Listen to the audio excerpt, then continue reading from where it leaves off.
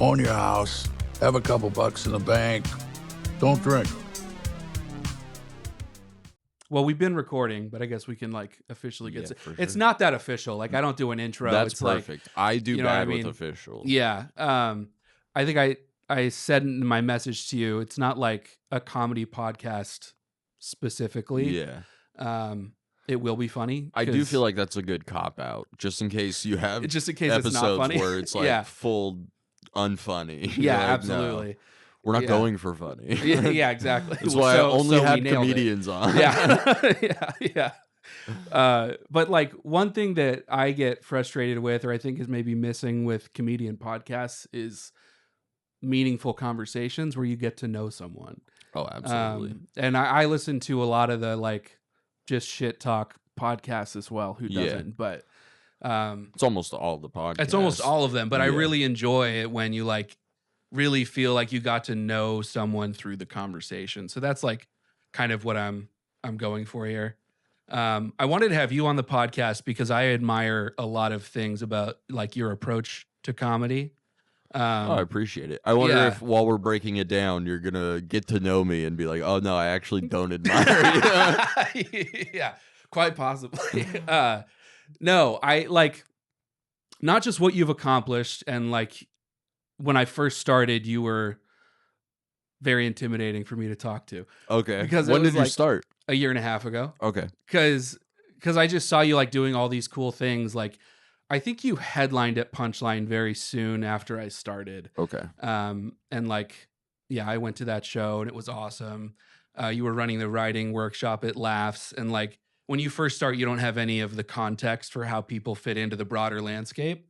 So you were like, in the way I saw the comedy world at the time, like you were way up here. Yeah. And I like not that I brought you down, but No, like for sure. I understand the landscape better now. Absolutely. Yeah. There are like new comics who will come up and think that like there was a new comic. I have this Adam Sandler bit about the movie Click. And there was this new comic and he came up to me. He was like a month in. He was like, "Yo, has Sandler ever seen that bit?" And I was like, "Who do you think I am?" Yeah. Like, what? Yeah. I doubt he knows me at all, like anything about me. Yeah. Like even if I met him, like there's no way. That's easily something that I could have said to you at the time. Yeah, it was you. that said it. Yeah. Because like when you start, you have no idea. But one thing I really admire about you is that you have. Oh shit! Disc is full. Fuck you. Cool. All right. It'd be so nice to have a producer. Yeah. You know? Oh yeah. Do you know Yeah. Spencer Sellens, the comic? Yes. Yeah. He lives like 5 minutes from here. Oh really? And I did like 6 episodes of a podcast, and he was my producer. Oh, that's and like sick. it was so nice. He had a setup like this. I don't even think we had any cameras, but just to get audio, like Okay. it was Not the great. basketball No, podcast? No. A previous. I would love a producer with that one. That one Yeah. is tough. I'm Yeah. out there on a basketball court with tripods like this. Yeah. And it just in an environment you can't really control. yeah, no. Yeah. Every time I've done it, I've done 4 now. One of them didn't save, but Okay. or it did save, but it was in slow motion and there was no audio. I did speed it up so you could see me whooping Ben Rice's ass That's in fun. basketball. Yeah. But no audio. Yeah. Okay. But yeah, I would love to have a producer for that one, and Yeah. then figure it out on the other ones, like because I do enjoy knowing, Mhm. and I don't want to just rely on somebody else, Right. and then Right. not be able to put something out, but then I just don't do it and I don't put it out. Yeah. So Yeah. there needs to be a happy medium. I know. I'm worried that I will do exactly that with Yeah. this. I'm trying to bank as many episodes as I can. The first one will release January 12th. Okay. So next Monday, I think. And I want that bank there so that on a week when I am lazy, like I you can just go to the bank yeah. and then like maintain that. But what I was saying was about I admire not just what you've accomplished in comedy, but outside of it. Like you have kids, you're in a relationship, and you're progressing that side of your life as well, which I've kind of observed. Like comics who are, you know, up there in the scene and maybe even touring, they have dates. The personal side of their life is like stunted. And I think that once you get out on the road, that's a huge liability. Absolutely. Because you're lonely and you don't have a support system. Yeah, I mean, the whole point of comedy, like, you're trying to get known so that you can travel and do all these other cities, these other clubs. And if you have a family, like, that sucks for them. Like, you're now on the road during the weekends and stuff. So, like, it's hard to maintain. I also went through a divorce during comedy. So, like, I've went seen through the one other right side before of it, too. comedy, So, like, it hasn't all been, like, easy with the family, you know what I mean? But now I just feel lucky because my wife happens to be the GM of a comedy club, so I can, like, she gets it. She for sure understands better than anybody else. And then also on top of it, when I do get booked in these other cities, she can come with me, and it's like it's a work trip for her too. In most cases. That's cool. So that's been very cool too. Yeah. It's not just leaving the family. Like, I want to get to a point where I can bring the family with me. And I've been able to do that at the small scale I'm at right now. Yeah, I mean, I admire that you're in that arena with both feet of building a family. Was that a conscious choice for you? Did it just happen? What do you mean? Like, when you're pursuing building a family, are you thinking about that and how it works together with comedy, or is it a totally separate thing? Not really. I guess I probably should be like combining them because they are huge parts, but like I do kind of try to separate it because I wanted a family before I wanted this career in comedy, and then I started pursuing a career in comedy before I had a family. And so I don't know, it's a weird balance, like, but I feel like I've been lucky enough that they've blended together like so well. It does. Two of my kids live in Oregon, so I don't get to see them that often. Sure. But then it's also another excuse to try and get trips up to Oregon and get some shows up there. Like, I don't know. I can see that it's a hard balance either way, having a family or not having a family. But it just seems like once you're at that point in your career where you're on the road, and especially since, Sanam understands the lifestyle. Yeah. Because you need a good support system. Like, you can't do it if everybody else is kind of pulling against you. And so, like, that, I guess that's why I don't really think about it that much, is because, like, I know that I have the support. No matter what. Like, if me and Sanam have another baby, that would be a strain on, like, me doing comedy, but, like, who cares? We would figure it out. It doesn't matter. I was divorced 2.5 years ago. Okay. Almost 3 years ago. And so it's still fairly fresh. Oh, same. I also was divorced maybe 3.5 years ago. Me and Sanam were a quick rebound. So then something that I am having trouble navigating right now is, like, there's certain life events, I think, that happen to you, and they're generally bad life events that take you out of this, like, being a participant in life person. Absolutely. And turn you into, like, a third-party observer, which I think lends itself to comedy in a lot of ways, being that third-party observer. But at some point, you got to become that participant again and get back out there. And right now, it's like I have zero desire to do that whatsoever. Oh, I mean, I feel like it kind of comes and goes. Like, you'll have some waves where you do feel that desire to go out, and it probably comes from being observant too much. And just now you have something to say. So, like, now you're like, all right, let's get back out there. Right. And then you'll get back out there and you'll be like, why did I do this? Let me step back and observe for a little while. Yeah. Yeah. And I don't mean comedy wise, because, like, comedy wise, I have no problem being out every night. But like dating, Yeah. what the fuck? No, I mean, Yeah. also like to try and date right now is dog shit. Like you just have to luck into meeting somebody. Yeah. I was telling Dakota Fry this. He recently went through a divorce. I don't feel like I'm speaking out of turn Yeah, I here. don't think so.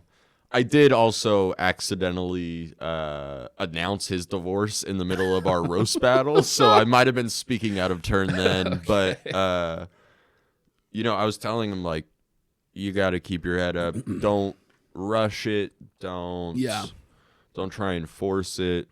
Just keep doing what you want to do. Work on yourself. That's the most important thing. Nobody's gonna want you if you're still down in the dumps. Right. Yeah. And then he found somebody that's completely changed his mood and like That's been very fantastic. good for him. So I say the same to you. Yeah. And I think that one day that'll come along, and Yeah. it doesn't really matter right when it happens. You just got to figure out how to weather those life events without him for right now. Yeah. And like stay level headed. And it is good to have the like comedy scene, or you know, if you have another group of friends outside of that, just something that like does keep you going. Right. Because it is kind of one and the same. Like just because you're taking a step back from dating doesn't mean you're taking a step back from like gaining life skills and knowledge and things like that go back into the dating when you get back out there. Yeah. I feel like there's a lot of things I learned from my divorce that I don't do anymore that have prolonged my wife hating me. Okay. Yeah. So I don't know. I mean, and then like that's what you hope happens when you go through something like that. Like, you learn from it and don't make the same mistakes again. And absolutely, your keep friends moving make fun forward. of you for it. And you never forget it. Yeah.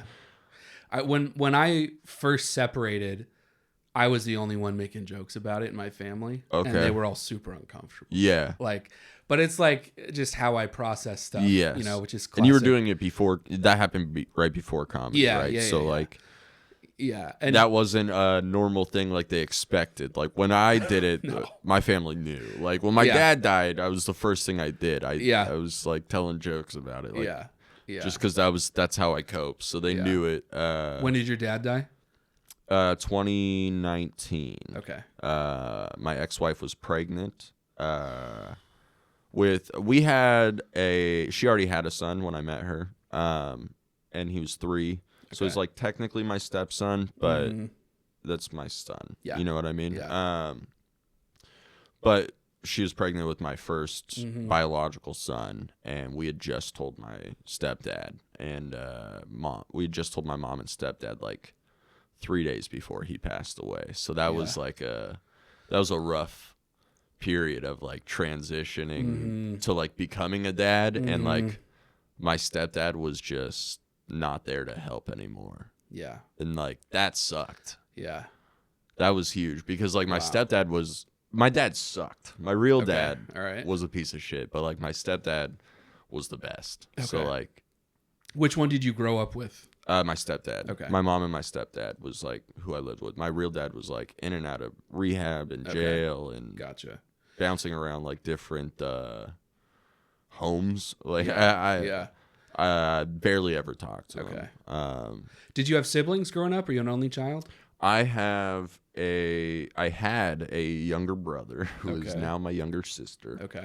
And then I had she was just our neighbor, but like she was always over at our house, and like she was like closer with my mom than me. She was like my age, but she would come over to like hang out with my mom and stuff. Like interesting. And she even to this day like when she married a dude in the army, and she'll come to town to like visit her other family, but like she'll stay with my mom and stuff.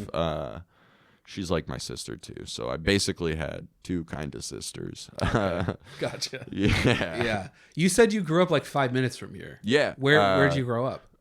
Right by Sea Park. Oh, really? Yeah. Okay. I went to Woodside. I went to Casa Roble. Wow. Pasteur Middle School. Yeah. all the. That's crazy. I never would have run into you because I was homeschooled, so I just stayed in this house. But you were in this area? But I was in they've had this house for 20 plus years. Damn. Yeah. Yeah. There was like a block over. There was somewhere where we used to park to like go to the park across the street. Yeah. Or like down the street. We would park there all the time and just go wreak havoc. Yeah. That's hilarious. Did you go to the Sunrise Fun Center growing up? Sometimes, not much. But you remember it? But yeah. Okay. Great times. Yeah, great times. And the cheapest go-karts in town. Oh, yeah. Yeah. Oh, yeah. I loved that spot. It was devastating when they ripped it out. Yes. Yeah. I was so upset. I was like, wait, what? Yeah. That's crazy we grew up so close to each other. What did you want to be when you grew up? First, I wanted to be a firefighter because my mom was a firefighter, and I thought that was cool. Yeah. I would go to work with her in the morning and then walk to school from her work, so I just like was always around it. Okay. And then that lasted like 2 years, and then their whole work went to a Kings game. And it was the Kings versus the Bulls. I got to see Michael Jordan play at my first ever NBA game. At Arco? Yeah, at Arco Arena. And then I just wanted to be an NBA player. And then I was like, that's my thing. Yeah. I went to school the next day and I like played basketball for the first time. I think I'd played one other time, but I just found a kid named Chris something that like was also playing basketball by himself, and I was like, teach me everything. Yeah. And then I wanted to do that until I was pretty much now. Yeah. Yeah. Like I'm still like I could do it. Maybe this podcast will give me a shot. So you were like on teams in high school and stuff? No, I got cut from the basketball team. I sucked. I got cut freshman year. I was like 4'11". I was so short. It didn't make sense. And then I hit my growth spurt in between freshman and sophomore year. Okay. And then sophomore year, I got into a fight with the coach's nephew, and I was like, and it was also the athletic director's son, and I was like, that's why I got cut. All right. It's probably I just still sucked and like wasn't gonna make the team. But I was the last person cut, and that one stung. Okay. And then junior year, I didn't try out because I was like, I'm gonna go to football, and then I got hurt in football. You went to football. Yeah, that's crazy. Our team was like 13-0 section champions. I was like, I could ride the bench and be a champion. That would be great. Got hurt, so I was out, and then senior year, I ended up doing my senior project, shadowing the coach and just like assistant coaching the team, and that's cool. It was a lot of fun. Yeah, but I hated it. I was like, I just want to be playing. Like this sucks. What years was this? I graduated 2010. Okay, so the Kings sucked. Oh yeah. The Kings were dog shit. Yeah. Okay. So you do the assistant coaching project in high school? Yeah, that was my senior year. Yeah, and what do you think at the time in terms of career? Still like something basketball related? Yeah, at that point I had started doing like broadcast journalism, the media class at CASA, and I was like, maybe I'll go into that and I'll be the broadcaster. Yeah. And we did some fun stuff in high school. Like we did this college game day. It is high school game day, but we just ripped college game day and did our own segments for the football games, and they were so much fun. And we won some awards. Like I didn't get to go anywhere, but like our head guy that ran everything got to go to Phoenix and somewhere else. I don't remember, but then we won some awards for like across the country, the different high schools. Okay. And it was like very cool to be a part of. And then I just hated college. I was like immediately like I dropped. Where did you go? Sierra and then ARC. Okay, I went to ARC. And then during COVID, I was like, I'm gonna go back to school. Went to ARC for 2 semesters and then transferred to San Francisco State and or University of San Francisco. Hated it. Okay. I don't like school, and it was all classes that like I didn't give a fuck about. Right. So I was just like, why am I paying transferred for to all University these? of so you were living in SF. No, it was when COVID was going on still, so like they were all okay. still It was all online. remote. Yeah. Everything was remote. I guess I went back to ARC before COVID happened in like 2019. Okay. And I was going for like English writing. I was just trying to like whatever, get something. Yeah. And then I realized that like I was directionless and paying for things that like made no sense. So I was like, I'm just gonna drop out again. I wish that I was directionless. And had dropped out. Yeah. But I chose politics, and I was political science major, and I paid way too much money for that. Yeah. And are you big into politics now? Like not anymore. Yeah. I had a career in politics during college and after for like 7 years. I was really. Yeah. I did a lot of stuff. I ran campaigns. I ran for office twice myself. I worked for a state legislator in the state capitol. I was all in. Yeah. But a couple things happened. Number one, my political viewpoint shifted dramatically during that period. Yeah. And when you're in politics, you kind of have to pick a team. Yeah. And so the team I had picked, I no longer aligned with. I was very conservative Republican, grew up conservative, religious. And now I'm very much kind of the opposite. And when you pick a team, like that's the infrastructure you build. Yeah. And if you that's pick a who new follows you. Yeah. So and being in politics for any amount of time, it's very difficult not to get jaded. Yeah. And just to see like all of like the partisan politics stuff of left versus right is like it's all window dressing. Really, what runs the system is money and power. Oh, 100%. And it's actually the same money on both sides. So it's once you see that, it's hard to unsee it. It's like, okay, well, I'm just gonna do what I want now. Yeah. Yeah. I feel like if you're too far one way, there's an issue. Like, you know what I mean? Like, yeah. I'm not saying you have to be completely down the middle, but like if you're just so far stuck in one way that like you can't even support someone who like starts to believe some other things, you're like, you just drop them. Like that's wild behavior. And like there's nothing that the moneyed interests that run our system want more than either like rabid dogs on either side or someone in the middle who's like, nah, whatever. Yeah. Like as long as you're not questioning the structure of the system, they'll be all right. It's fine. Yeah. So I don't know. I tend to be very cynical about it now and don't really follow much of what's happening. I can't. It's something new, devastating every day, and it's too much. I don't want to keep up. I never wanted to keep up. Like in that time period, you had to know things. You know what I mean? So like I started to try and keep up on different politics and whatever, and I'm immediately like it's school all over again. I'm like, let me drop out of this. Fuck this. It's been a weird shift for me because I was very plugged in for a long time. Like in high school, I did speech and debate, and I got a scholarship for debate in college, and then I was in politics. So I was like very, very plugged in. How'd you did speech and debate in high school? Mm-hmm. Homeschooled? There's homeschool leagues. Leagues. It's actually insane. That is fun. So like, would it be you and your family against another family? Or kind of. It's just like people that are homeschooled paired up together? Yes. So the way it works is you have clubs that are localized. So we had a club in Sacramento, and then the league is national.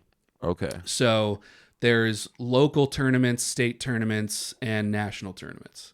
And we're all in. We traveled all over the U.S. doing these tournaments, dude. Yeah, you ain't gotta go to school. Yeah. So, and I loved it. And I was like, I was going to be a lawyer. That was my path. And and it paid for some of college, which is cool. Yeah, no, that's awesome. But I took a debate class, and it just like gave me some bad vibes with my teacher for the rest of my year. Oh, really? Yeah.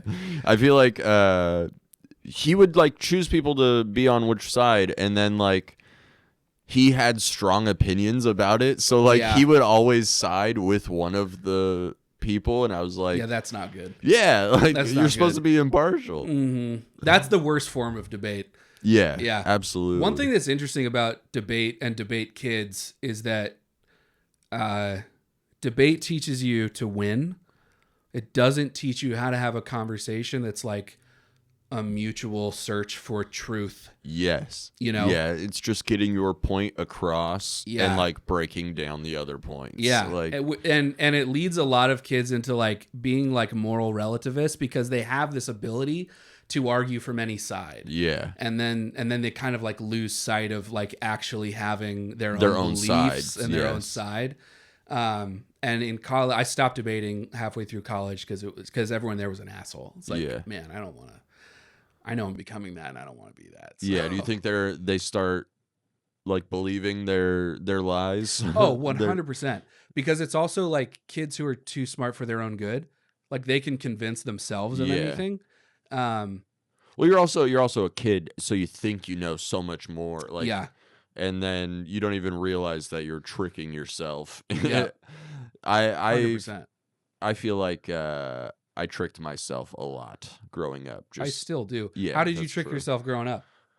I don't even know. I wasn't ready for a follow-up. I just I just know that Yeah. I did. Yeah, well, I'll tell you, for me, the biggest trick I played on myself was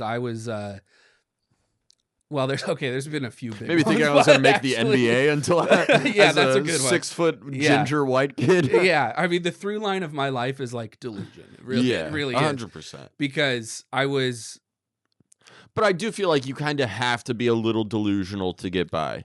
Some people too fucking delusional. yes. Like you gotta rein it in, some homeboy. Yeah. But to really not be so paranoid and anxious all the time, you gotta be a little delusional. 100%. My biggest delusion, though, was that I was going to run for president of the United States Okay. at some point in my life. Yeah. And like at a certain point in my life, I really believed like that was in the cards. Yeah. And so I needed to choose a school that would look good on a president's resume. Was this when Bush was in office? You're like, I could fucking. No, it wasn't. It was Obama was in office. Okay. Yeah. Okay. Um, You're like, I'll take this back. yeah. That's enough of that. Yeah. And that led to me like going to the best school that I got into, which was Santa Clara University, and paying out the nose for it. Because I was like, this will be worth it when I'm fucking running the free world. Of course. And, obviously not worth it. Paying for it now, will be paying for it for the rest of my life. But that kind of is the through line of my life of like jumping all in into something. Yeah. And then it blowing up. That's where you find what you're meant to do, though, in my opinion. I think so. Like, you wouldn't have found comedy if your marriage didn't blow up. You know what I mean? You wouldn't have. So, and I think that might be where you're supposed to be. Maybe not, but maybe when comedy blows up, you'll find out. Yeah. You'll find out where you're really supposed I to don't be. know. Comedy feels like the last refuge for a lot of people. You might go back to the coaching debate. Yeah. Yeah, I don't know. I think that there's a lot of truth to that. That's how you find what you're meant to do. And comedy is, for me, the only thing that I've ever tried. And I've tried a lot of stuff that's tied all of my every skill set that I've built up to this point together. Yeah. Which is a very cool feeling. Oh, I completely get that. I loved comedy, but I was never like, I want to be a stand-up comic. You know what I mean? Yeah, I was like, oh, that's just for the famous people. Like that. Yeah. But then, like, when I realized I could do comedy and I became a comic, I started like noticing things I would do, and I would be like, oh shit, I've been like putting things together to be a comic for a while. Like, I've been a comic for a while. I just wasn't on stage. Yes. How old were you when you started? I was 23. 24. Oh wow. Okay. It'll be 10 years in June, and I'm 33 now, Okay. so 24. Gotcha. I'm guessing maybe I did the math wrong on that. I don't know. I'm not a math guy. Poli-sci major. I guess 23 would be the one. Yeah. And I am a math guy. But I started because I had a friend who said that I should do stand-up. Okay. And one of my friends in high school, D. Lewis, shout out D. Lou, live right down not that far from me. Right. And he passed away when I was like 21. Okay. And that one hit me hard. And maybe like a year later, I had got into this mindset of like, now I kind of want to try stand up because he put this thing on me. Yeah. And it's something I want to do, but like I didn't even know how to go about it. Yeah. But I was also terrified of talking in front of people. Mm-hmm. Like I took a public speaking class at Sierra because I was like, maybe that'll help. You took that like in preparation for trying comedy? Kind of. Wow. Okay. Like this was still, I still hadn't like written a set or anything, but like I knew that to get on stage, like one of my pitfalls was this like public speaking fear. And so like I was like, I gotta take the class. I had to take a similar class anyways for the broadcasting major. So I was like, let's 2 birds, 1 stone. Yep. And then I remember like having fun in that public speaking class during my speeches. Like I wrote a couple jokes in a couple of them, and like those were the parts where I were like easy to tell. You know what I mean? Yeah. Easy to remember, stuff like that. And then I started working for a Sacramento Kings website, like writing articles, trying to do the broadcast thing. We were doing this podcast. We would have on some fun people. We interviewed Nancy Lieberman, shout out, former I don't know who that is. She's a Hall of Famer, WNBA player, coached in the NBA also for a little while. Won some Olympic gold medals, shit like that. Got to interview her. Got to interview Seacow Smith, who worked for NBA.com. Okay. Truly like a nobody to most people, but like I read his articles every day in high school. Like every article he would put on NBA.com, it was like, so it was a big deal to you to get that interview. Yeah. And then like I had his phone number for a little while, and I was like, what the fuck? That's dope.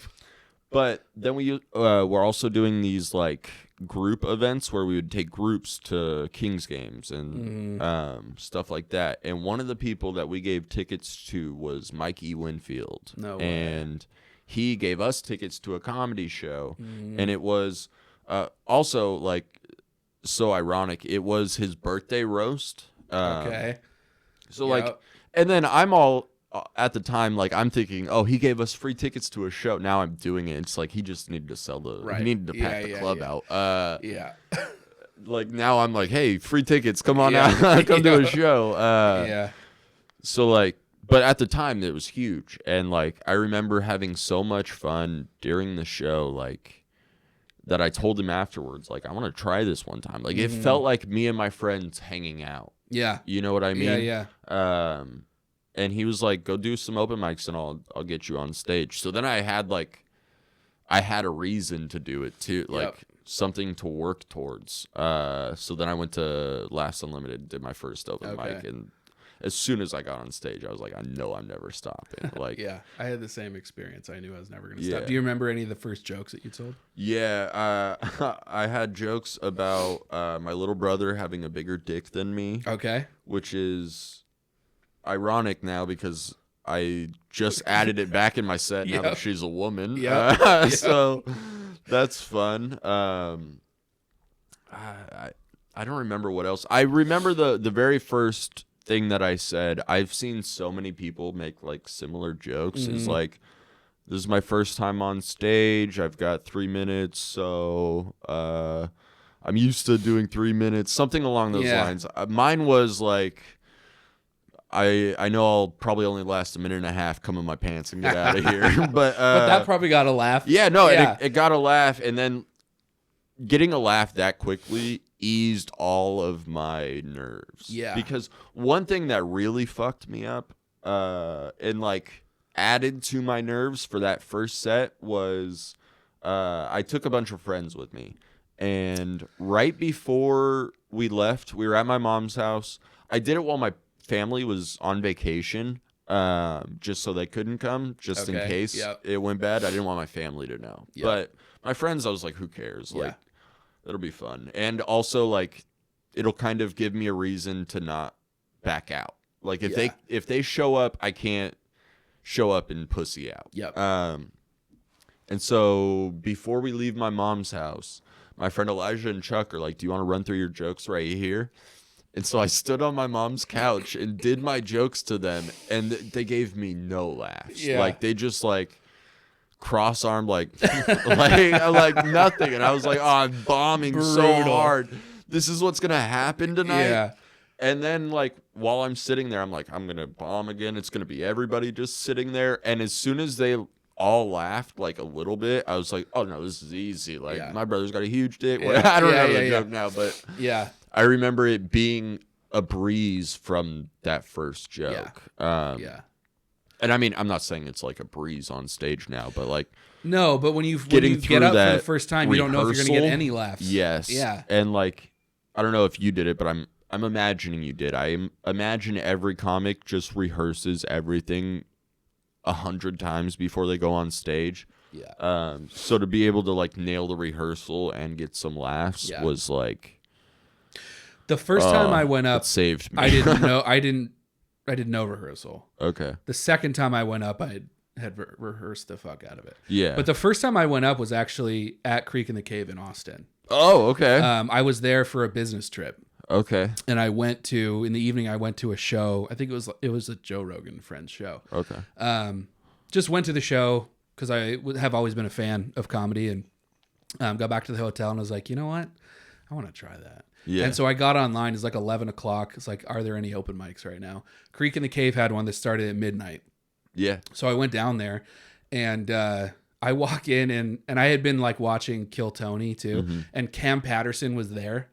Oh man, I always forget his name. Who's the other black comedian in that group? David Lucas? Not David Lucas. He's a little bit older. Fuck, I can't believe I can't remember his name. Derek Poston? No. It'll come to me later, but there were a couple Kill Tony guys there. Yeah. And it was just like a classic open mic. Ian Edwards. No. I'm looking at you, just naming black comics. There were like 4 people in the audience. And I had been like doing a lot of writing. You're talking about Cam's uncle? No. Oh, okay. Not David Jolly. Okay. Fuck, who's the guy? I don't know. But I went there. I had been doing like a lot of short story writing. Okay. And I just had note cards on like things I was going to write about. That's so great. I just went up there with note cards and like started talking about what was on the card and trying to make it funny. And I got some laughs, and they were like probably courtesy laughs. But as soon as I got off stage, I was like, oh, this is it. Yeah. This is it. Yeah. And then on the plane ride home, I was like writing jokes and Googling, trying to find a mic. When I landed on a Thursday, so Stab had their open mic that night. Oof. So I went. Yeah, that's a rough. I went straight from the airport to Stab and did another set, and I invited a bunch of friends to like come out. And then it was like, that's a rough drop stop. From the Creek in the Cave. I'm not gonna lie. Yeah. I mean, I didn't know that at the time. But that was how I started. Then I never looked back. It was that's just, awesome. Yeah. I love hearing that. It brings me back to when I started and like how eager I was. Yeah. And like now I'm like, fuck. Yeah. I still am in the honeymoon phase and just am very eager, and I'm out every night. Yeah. So. No, I want to get back to that. Where like with how old my daughter is right now, I'm trying to stay home more. Yeah. But once she gets a little bit older, I'm trying to be out, not every night because I can't do the mic grind every night anymore. Well, and you've put in your time. Yeah. You know, I think at a certain point. No, I don't think there's ever like a certain point where you should just stop. Like, Right. I mean, when I was coming up, there were comics that like Mikey Winfield, Kyrie, Lance Woods.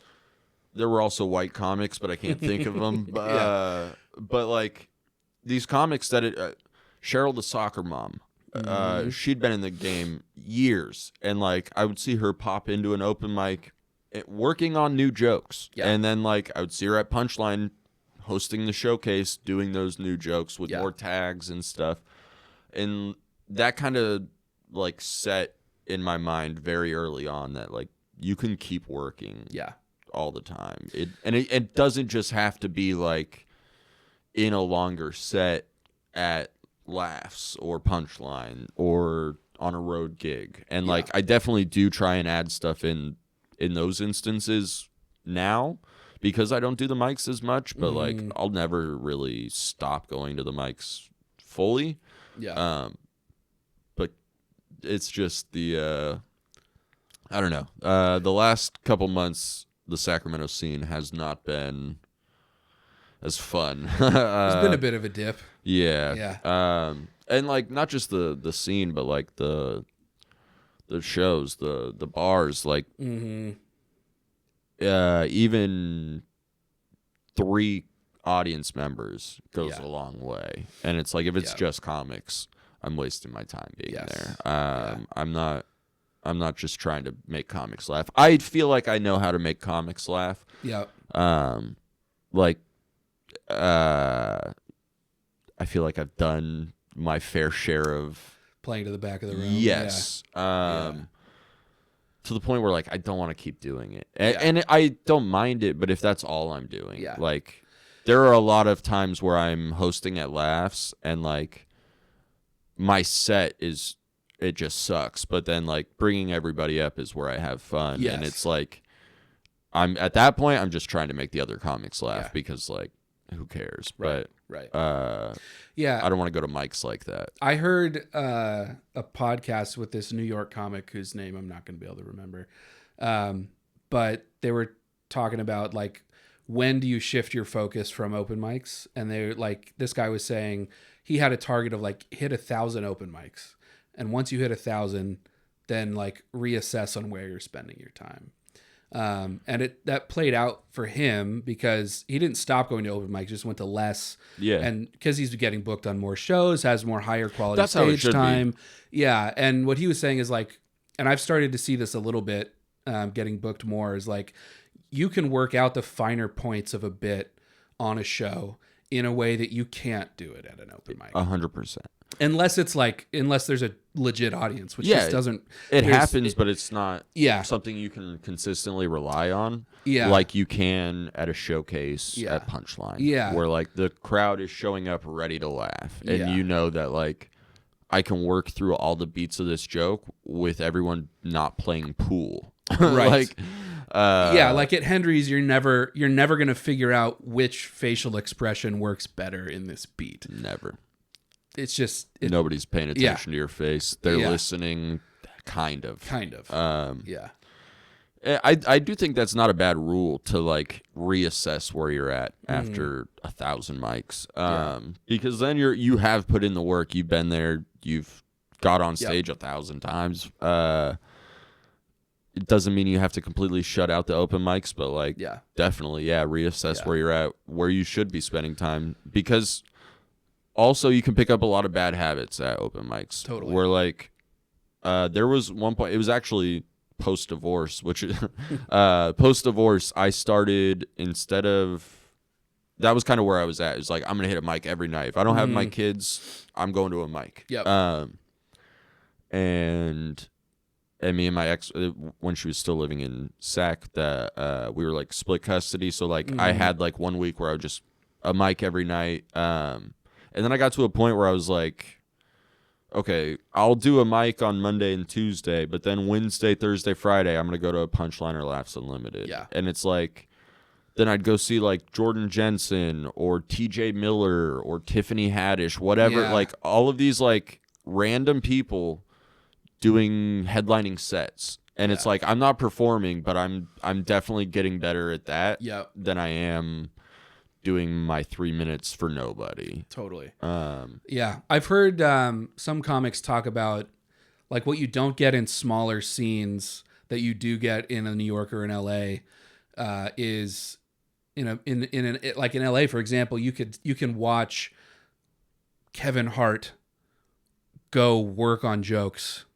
at the Comedy Store. Yeah. And then you get to see the whole arc of like, you could see the first time he does that joke on stage, and then you can see what it turns into when he's doing it in stadiums. Absolutely. Speaking of Kevin Hart, Mark Normand is somebody that I like. Another reason that I kind of always realized you can never stop going to open mics because he was blowing up, became one of the biggest comics, and he's still like, he'll be on a podcast and he'll pop out and be like, oh, I got to go do a spot real quick. And like, he doesn't need the extra time, but he's like, no, I'm writing so much. I need to work these out.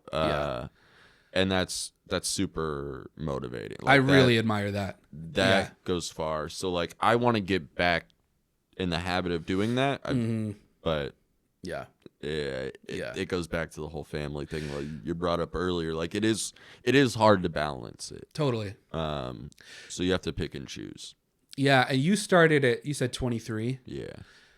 Which I wouldn't have been able to start at 23. I didn't know who I was or what I would. Yeah. I needed to start when I started, but I started late in life compared to a lot of people. Like I was 33.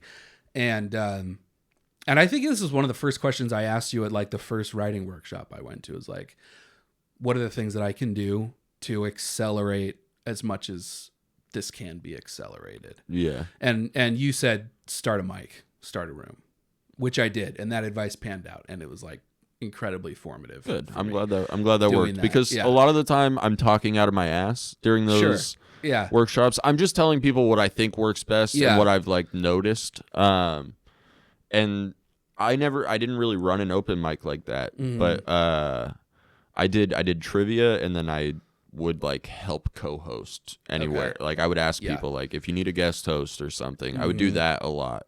Yeah. And just because it's as much time on a microphone as possible. Yeah. And learning the ins and outs of comedy apart from just what you were rehearsing. Yes. You know what I mean? Like hosting a show, keeping it moving along, bringing the crowd up if somebody managing the crowd's energy was one thing that hosting really opened my eyes to. Yeah, because now the energy's on you. Where like if you're just bombing and you're doing a 5-minute guest spot or whatever, like an open mic, you just get to get off stage and leave, go to the next one, forget about it. Yeah. But somebody's got to go up there and get the crowd back, set it up for the next guy, or girl, whatever. I pass that advice along now because I think it worked out super well for me. But there's also a thing of like people have to figure it out for themselves. Not 100%. What worked for me doesn't work for everyone. Yeah, and that's the other thing I try to tell people at those workshops is like. Just because I said something doesn't mean you have to do it. Like somebody else might give you completely different advice and that might sound better to you and that might work better for you. It really is. Like what I like about comedy is there is no true guidebook. We kind of all have to learn on our own and figure it out and let our comedy persona, our charisma shine. You know what I mean? The biggest thing for me has just been reps. Which is, you hear that everywhere, and you hear it everywhere because it's true. And I think it's probably the only thing that's true for everyone is like the more you get on stage, the faster you will improve. With the caveat of you should be working on something every time you're on stage. You shouldn't just be doing the same shit that you've been doing for 6 months. Yeah. But that's why I'm up every night. I'm going to hit 1,000 mics in April, I think. Okay. Yeah. That's great. So, and then I'll reassess. That's great. You're probably still at the same spot. Doing for sure. Two days. Definitely. No, I'm kidding. That's great. That's a way better pace than I was at. When I first started, I only went to the Laughs open mic every other Tuesdays. So like, and but then, you also had the luxury of time. You were young. yeah, that's true, because it goes back to the delusion we were talking about earlier. I was delusional enough to think people cared about what a 23-year-old Right. ugly ginger had to say. Like nobody cared, and like that also kind of helped in a way, because like I had to learn how to cast a wide net, like how to connect with people way older than me, and now it's trying to connect with people a little younger than me. That is a little weird. Yeah. Yeah, I'm not used to being the old comic. Like I'm not the old comic yet. Yeah. I guess. Yeah. Yeah. It was weird starting and like I'm just hanging out with 20-year-olds all night. Yeah. Like, all right. You forget how old some of these comics are. Yeah. I took Noah Guerrero on the road. Okay. We went to what's that place you and Gabe went in with Pete Nelson? Oh, we're gonna do Blue Lake Casino. Yeah, Blue Lake Casino. Yeah. You guys, I saw you on the flyer. That's what it was. Yeah. I took him to Blue Lake Casino. He took me. He drove. Nice. And like we were just talking on the way there, and like I don't even remember what he said, but it was like in high school, and I was like, "Huh?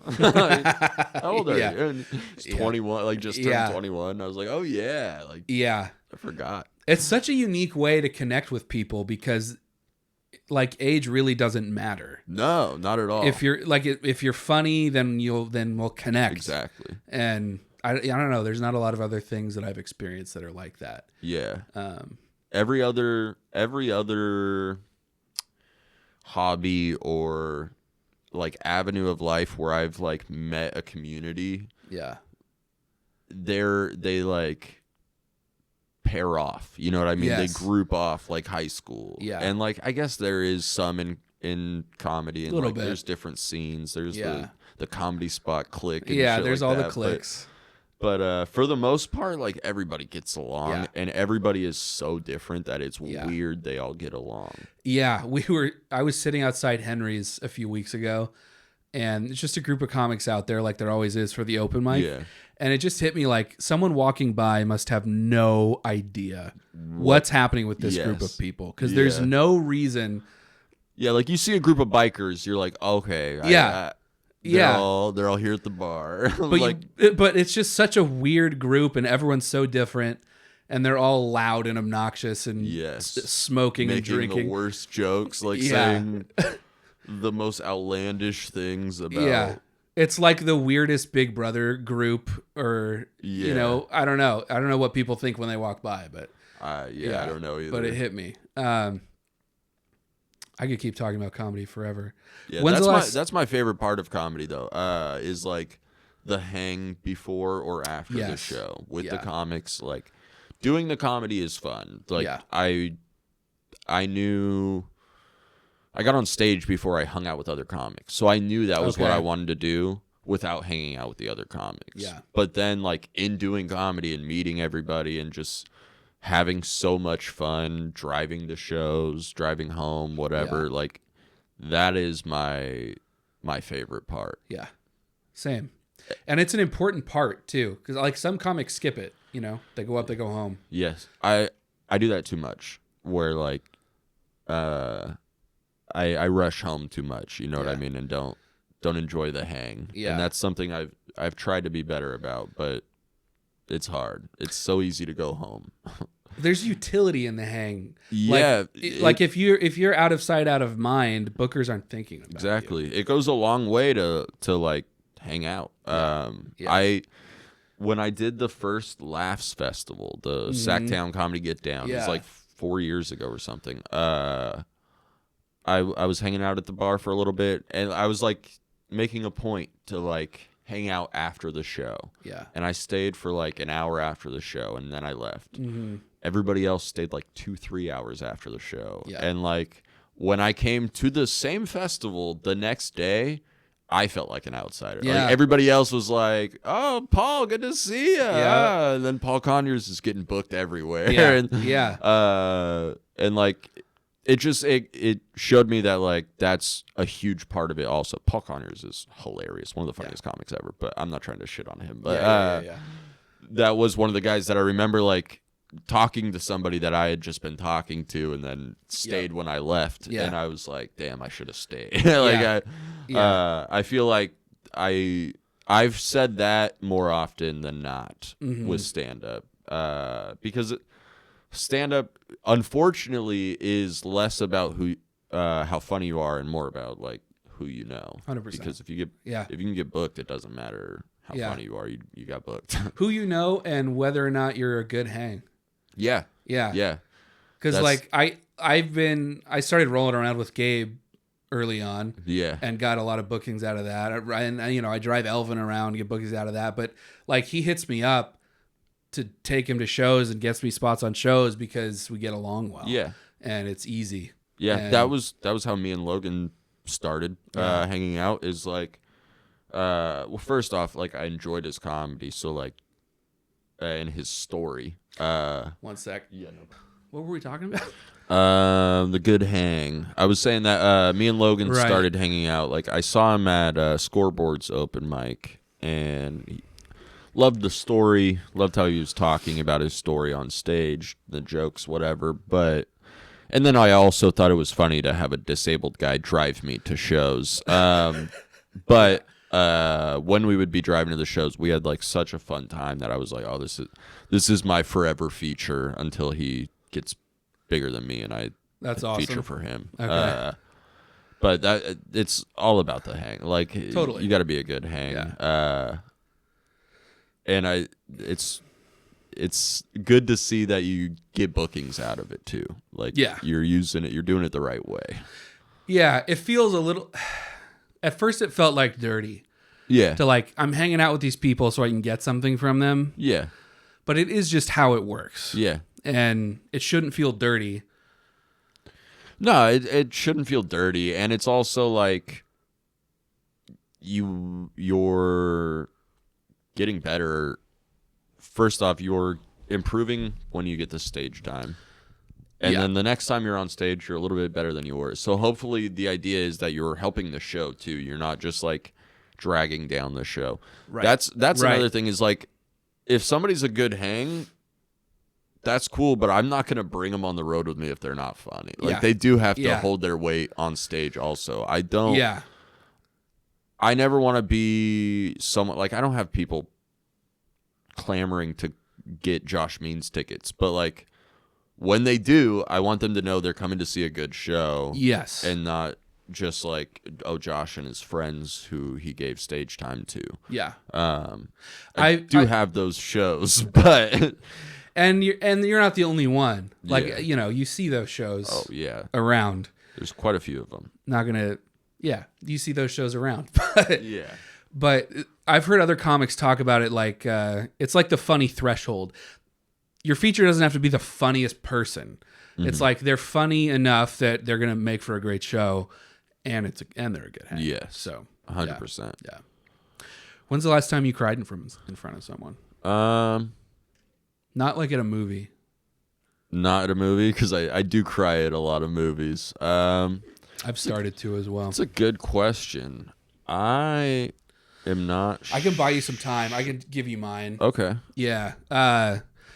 The last time I cried in front of someone was when we spread my grandpa's ashes. Seems like a valid time to cry. I've been told it's a hack answer to that question, but and I've already told the story on here, so I won't go into the whole story, but we have a specific place where we spread our ashes. Yeah. It's this big granite dome that used to be like our family owned that land back in the day when they were ranging cattle. Yeah. And it's like a 1,200 foot vertical climb to get up.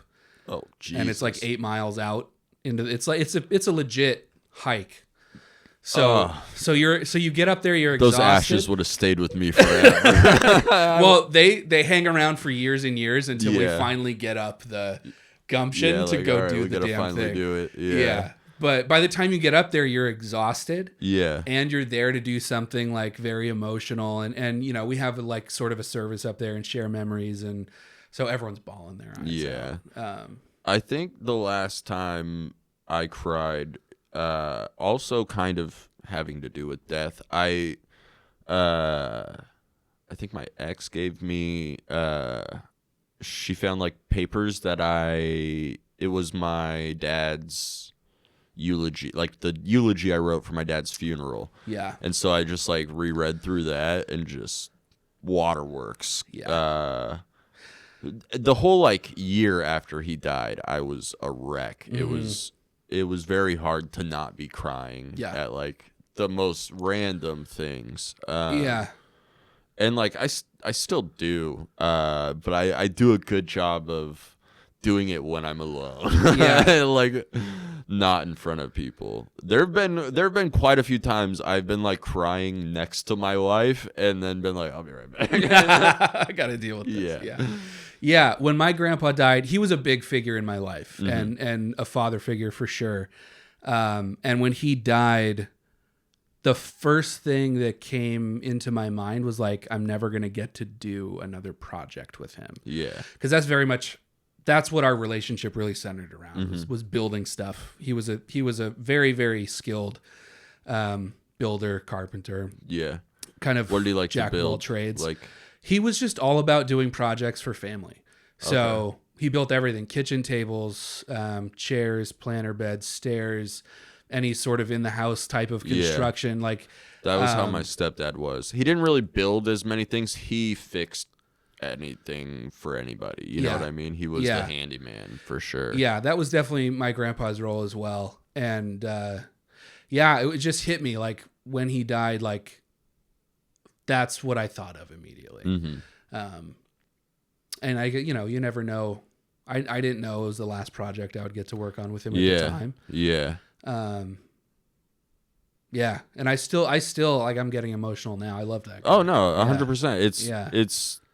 It never gets easier. Like you distance yourself from it enough to where like you're not just bawling every time and you can have some composure, but like I felt myself earlier when I was talking about my dad, like you just feel it bubbling back up. You're like, fuck, these are hard feelings to talk about. They're hard feelings to control, but you have so many memories with a person and so many good times just like bursting out that while you're talking about the bad stuff, you're like, it's like joy coming out too, though. There were 2 eulogies at his funeral. I gave one of them. And I had some jokes in the eulogy too. Did you have jokes in yours? Yeah. I killed it. I destroyed. I remember I went second to last. There were like 4 or 5 people that spoke at my stepdad's, and I remember getting back next to my mom and my ex-wife and just being like, I don't know how my aunt's gonna follow that. Yeah, I went up first and took bullet, so to speak. And my uncle he was doing the other eulogy and he had to follow me. And I got good laughs, and it was like very, very touching. Yeah. And he got up and he was like, I don't know how the fuck I'm supposed to fall. I was like, right on. I did my job. That's awesome. That's what you want. Yeah. I don't remember the joke specifically, but one of them was about my grandpa was a lifelong golfer, and he never improved. He was a 35 handicap his whole life. Yeah. And he took lessons, and he had a country club member. It just never improved. And he tried hard too. Like he had a practice pad in the backyard, and I don't know, he'd buy new clubs. It was just, I don't know. That always cracked me up. Yeah. But he loved it. So it was like, That's awesome. You can keep doing something. He had his fun, even if you suck at it. No, he wanted to stay bad so he could be at the links longer. he was they would do tournaments, and he was a hot commodity in tournaments because of his handicap. Oh, really? Yeah. I don't remember exactly how it works, but his handicap gave them extra strokes. Oh, so somehow. Everybody else kind of gets the bonus too. Yeah, exactly. Okay. Yeah. That's fun. Yeah. Did you ever play golf? Off and on. Okay. Enough to be Oh yeah, bad we went at to it. we went to Topgolf. Yeah, That's right. I started out so strong and then I just whiffed. Yeah. But it's the kind of thing that unless I'm in practice, I'm not. Yeah. I have no consistency. I get that. Yeah. I took golf lessons when I was like 5 or 6 years old. Okay. Didn't really care for it. Basketball was always my sport. And then I did play tennis one year in high school too. All right. But that was just because my mom bribed me. She wanted me to play a sport, and I kept getting cut from basketball. Okay. And so I played tennis for an iPod Touch. that was the deal. It was a great deal. And then I ended up loving playing tennis, so that it worked out. Yeah. What was I talking about? I don't know. You asked me if I played golf. Oh yeah. I was never really into golf, but in the last like 6 months, I've gotten to do 2 of those like roasting golfers during the golf tournaments, and they've been so fun. And the golfers look like they're having a blast. Yeah. So like I do want to try it. Like I was thinking about getting some comics together and doing like a round of golf. I don't know what you call it. I'd be super down. I got into golf during the pandemic because it was an outside activity you could actually do.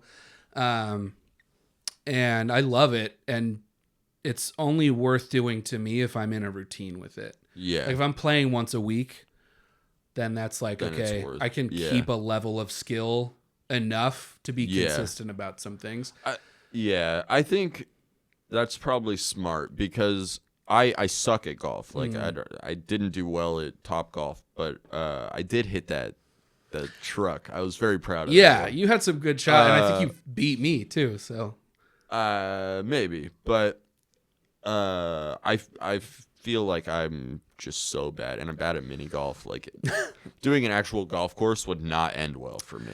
Yeah. I would be a 35 handicap or whatever. Well, there's good 9-hole courses around. So when you're just starting, 18 holes is a lot, and you're just going to be frustrated by the end. But there's some good like short 9-hole courses that would be good to take. There's one not too far from here. Right over on the freeway. On Madison. Yeah, there's one on Madison.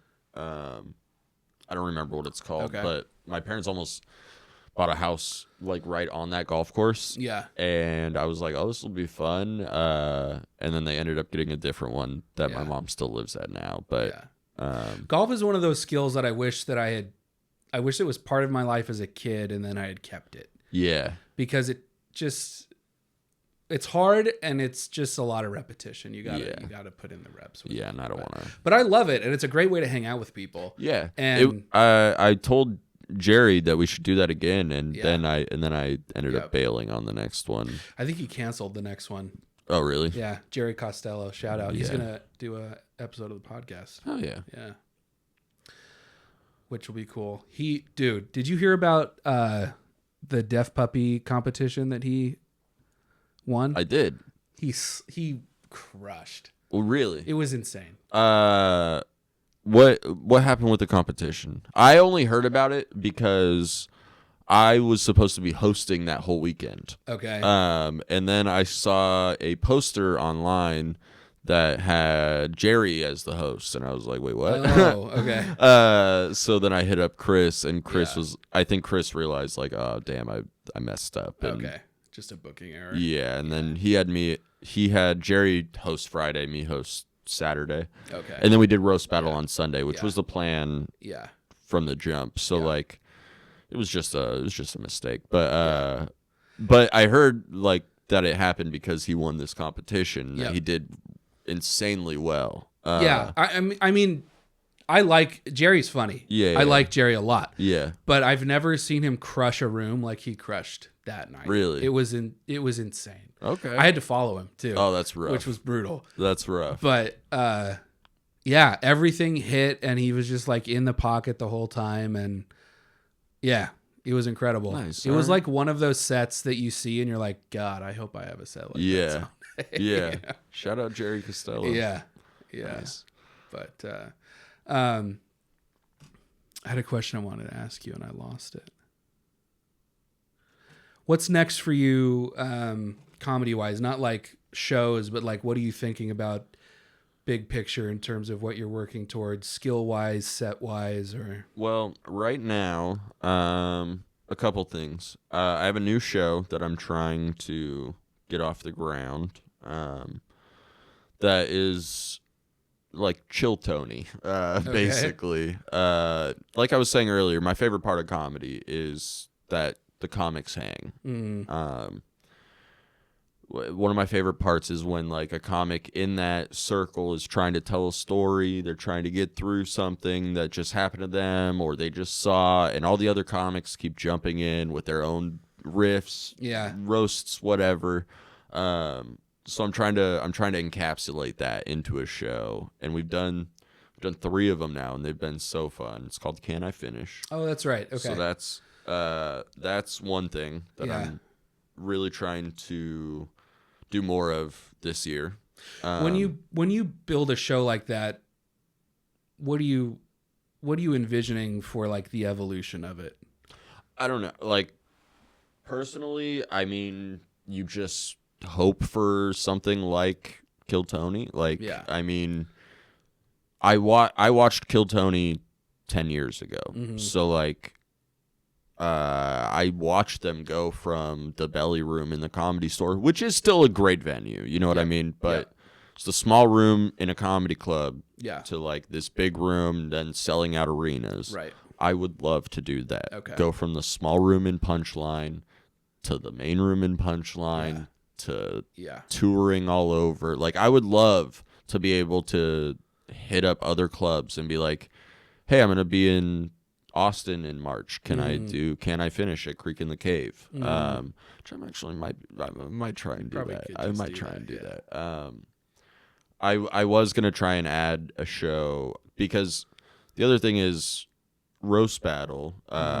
Last year I took over as Roast Battle commissioner for the entire league, which there's 24 cities internationally, and we're adding even more. So I'm gonna try and travel to some of those cities, and awesome. Just like judge the roast battles. I'll be in Austin in March, and I'll be in New York in June, and just trying to do all the top clubs and whatever. And like while I'm out there, get on the radar of whoever I can. Sure. I would like to do that in all the other cities as well. Okay. And if I could add on a Can I Finish, that would be great. So just having some sort of structure online, like, hey guys, this is what the show is. This is what you guys would pay to see. Like, this is kind of the vibe of the show. If you want to buy tickets, check it out. Because like everything's coming from online nowadays. Like if you don't have a presence online, you're not moving tickets. You're not doing anything. You know what I mean? Like totally. And that feels like kind of where you are right now, having like, you have a special that you put out, you've done headlining sets at Punchline. Like you have the time and the funny. And now it's like, now how do you put butts show in everyone seats? That I can do this again. So Can I Finish is one avenue that you're trying to build to potentially get there. Roast Battle's one avenue that you're trying to build to potentially get there. Yep. I had a crowd work show that was, the crowd work show wasn't something that I thought was like, oh, everybody's gonna watch this. We didn't even record like any of them really. Okay. We didn't put them online, but that was like just entirely used as a tool for comics to get better at crowd work. For making clips, because like those are the clips that go viral for the most part, are like crowd interactions, and this was like forced crowd interactions. But also not just going nowhere, because we had a bucket with like topics or random questions that you had to ask the audience. Okay. That's fun. So it like kind of forced you into talking and riffing about things that weren't your own devices. Put you on the spot. And like, I love when comics get put on the spot, because they get to show you how funny they are. So I love doing shows like that, and I feel like it just helps you get better. So I try and do as many of those style of shows as and possible. You invite a lot of that into your sets too, I've noticed. Absolutely. I love starting a bit with like a open-ended crowd work question. Yeah.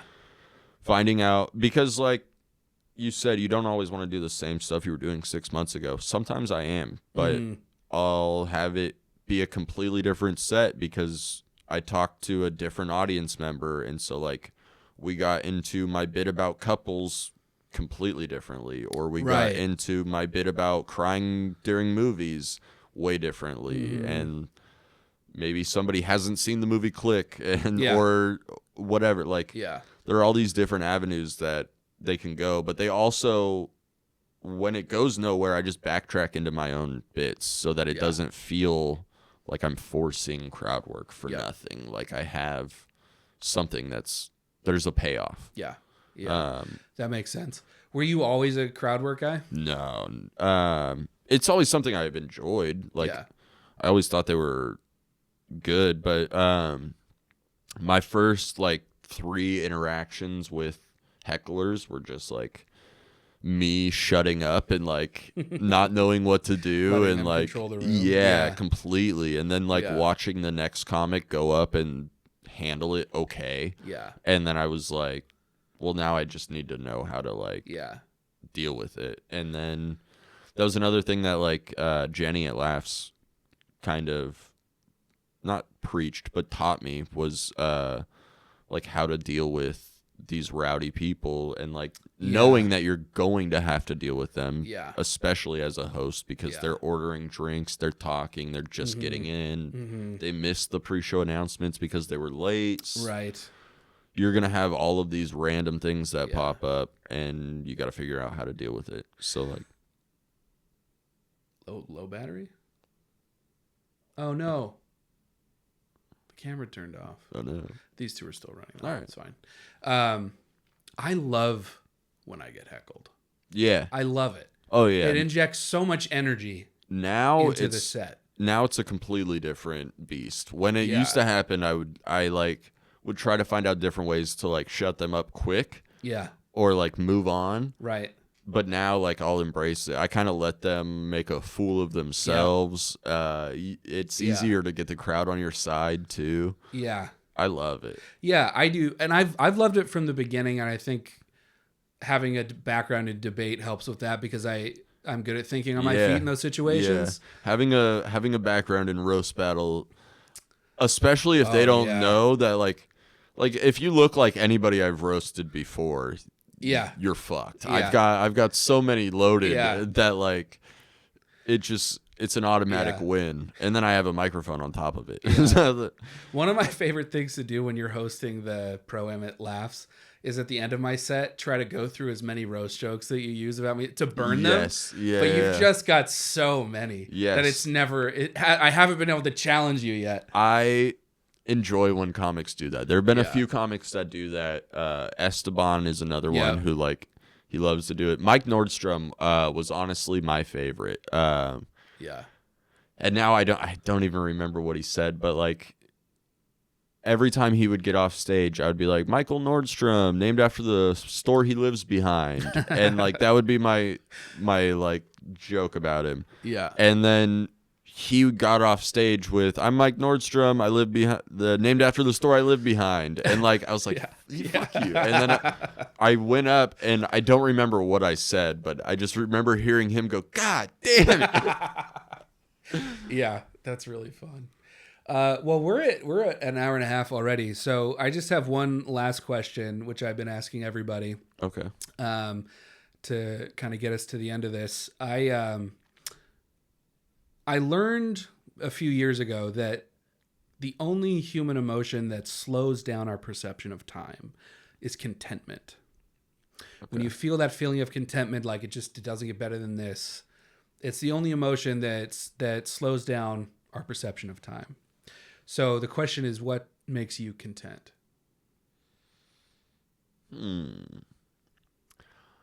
I mean, obviously, my family. Yeah. Time with my family. Like, truthfully, nothing beats just a day on the couch hanging out at home with my kids. Apart from that, and like we've talked about comedy. I don't want to just say on stage. Like, that's a cop-out answer. The number one place I have been the most content over my life is the basketball court. I don't have to even be playing with anybody else. I could just like have headphones on or even not and just like shooting around, whatever, cold, hot, outside, doesn't matter. That is where I feel like I'm my most peaceful and like everything is slowed down.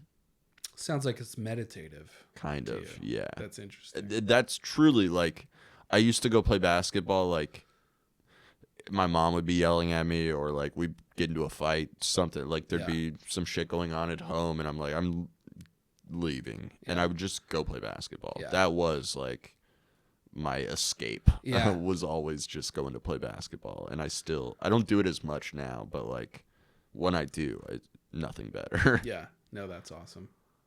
I love that. Yeah, for me it's the same. It's time with family. Yeah. And it's not all family time that makes me content. It's certain, you know, and I can definitely remember specific moments of like feeling, you know, hanging out with my brothers, listening to music, just dicking around in the backyard. Yeah. Yeah. Times like that. Oh yeah. Yeah. Definitely. Another big one is just playing video games with some friends. Like I had some of the best times where like you feel like a kid again. Like you truthfully feel like a 10-year-old. But like it rarely ever happens now.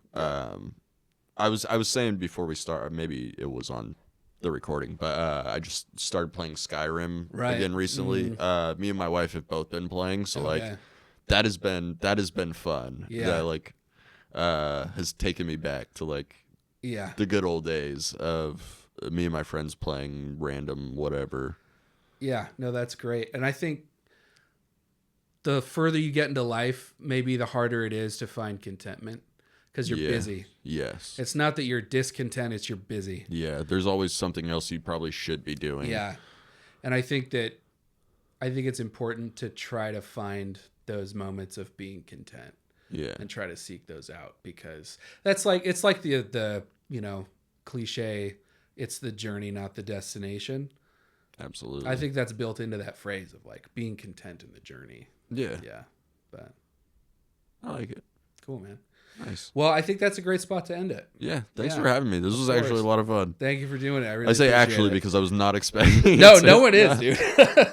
And it is awkward. Like, I don't know. I've never done a podcast before, and it's like the whole exercise is awkward because it's like, come over to this place you've never been to before. Yes. We're gonna start recording immediately. Like, yeah, you know. No, you have to start recording immediately too because when you don't, you start talking like, "How you been?" And then you have gold where you're not recording, and then you start recording. You're like, "Eh." Yeah. That's all I have to say to anybody in the social bubble.